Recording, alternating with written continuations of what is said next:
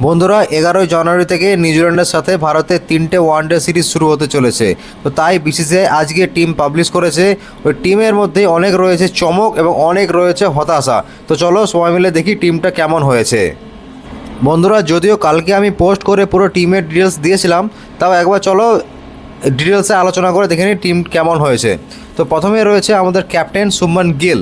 শুভমান গিলকে আমরা দেখেছিলাম টি-20 বিশ্বকাপ থেকে বাদ গেছে, কিন্তু ওয়ানডেতে শুভমান গিল আবার কামব্যাক করেছে এবং অ্যাজ এ ক্যাপ্টেন কামব্যাক করেছে।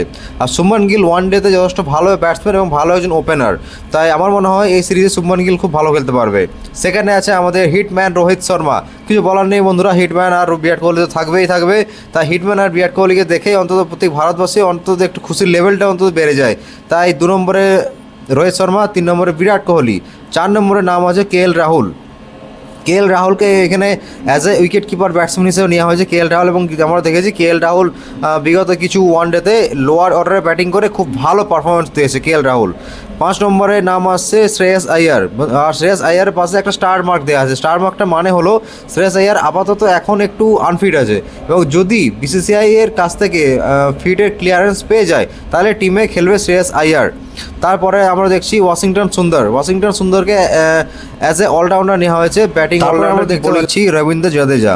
স্যার জাড্ডু তো বিগত কত বছর ধরে ইন্ডিয়াকে সার্ভ করে যাচ্ছে বন্ধুরা। ব্যাটিং, বোলিং, ফিল্ডিংয়ে 3 দিকেই স্যার জাডেজা এক নম্বরে থাকে, একবারে সবার চেয়ে সেরা পারফরমেন্স দেয় আমাদের রবীন্দ্র জাদেজা। তো নেক্সট দেখি Mohammad Siraj. As a fast bowler Mohammad সিরাজকে নেওয়া হয়েছে। মোহাম্মদ সিরাজ কিছুদিন বাদে আমাদের ইন্ডিয়ান টিমে আবার কামব্যাক করছে। মোহাম্মদ সিরাজ আছে আমাদের কোচ গৌতম গম্ভীরের ফেভারিট প্লেয়ার হর্ষিত রানা। গৌতম গম্ভীরের ফেভারিট হলো বন্ধুরা হর্ষিত রানা, কিন্তু পারফরমেন্স করছে, খুব একটা খারাপ কিন্তু পারফরমেন্স করছে না, মোটামুটি করে যাচ্ছে। প্রসিদ্ধ কৃষ্ণা বন্ধুরা যথেষ্ট ফেমাস লাইন আর লেন্থের জন্য, খুব অ্যাকিউরেট বল করে প্রসিদ্ধ কৃষ্ণা, এবং তাই নিজের জায়গা পাকা করছে ওয়ানডে টিমে।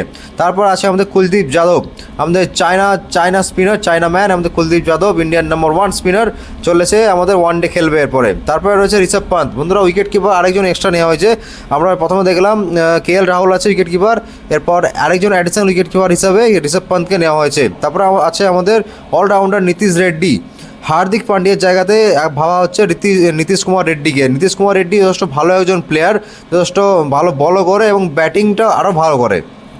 তারপর আছে আমাদের অর্শদীপ সিং, আমাদের Indian left hand pacer Arshdeep Singh, যে বিগত কয়েক বছর ধরে খুবই ভালো পারফরমেন্স করছে ইন্ডিয়ার হয়ে, হাতে বল নিয়ে খুব ভালো পারফরমেন্স করছে।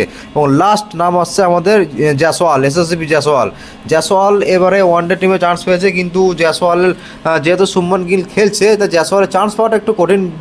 এবার টিমে আছে, এটা দেখে খুব ভালো লাগলো যে সিলেকশন যারা করছে তারা জয়সওয়ালকে নিয়ে অবশ্যই ভেবেছে। এবং জয়সওয়াল যথেষ্ট একজন 3 ফর্মেট প্লেয়ার জয়সওয়াল। তো জয়সওয়াল এবার যদি শুভমান গিল তো খেলবেই, রোহিত শর্মাও খেলবে। তো রোহিত শর্মা যদি বাই চান্স ফ্লপ করে তখন জয়সওয়ালের নাম ভাবা হবে প্লেয়িং 11-এ। তো বন্ধুরা এই ছিল টিম। তার মধ্যে আমাদের ব্যাটিং তো খুবই ভালো আছে। ব্যাটিং আমাদের রোহিত শর্মা নম্বর 1-এ আছে, নম্বর 2-এ আছে বিরাট কোহলি, নম্বর 5-এ আছে শুভমান গিল। তা ব্যাটিংয়ের দিকে কোনো সন্দেহ নেই, ব্যাটিংয়ের দিকে দুনিয়ার নম্বর 1 ব্যাটসম্যানরা, নম্বর 2 ব্যাটসম্যানরা আছে আমাদের ইন্ডিয়ান টিমে। তাই ইন্ডিয়ান টিমও ব্যাটিংয়ের দিকে নম্বর 1। এরপর দেখতে হবে বন্ধুরা বোলিংটা কেমন করে ভারতীয় বোলাররা। তো চলো এই ছিল ইন্ডিয়ান টিম, তোমাদের কেমন কি লাগলো জানিও বন্ধুরা। মোহাম্মদ শামির জন্য একটু খারাপ লাগছে, মোহাম্মদ শামিকে ইন্ডিয়ান টিমে আরেকবার বিবেচনা করে দেখতে পারতো, নাহলে আর কবে খেলবে। এবার রিটায়ারমেন্টের সময় হয়ে গেল মোহাম্মদ শামির। We will miss you Mohammad Shami.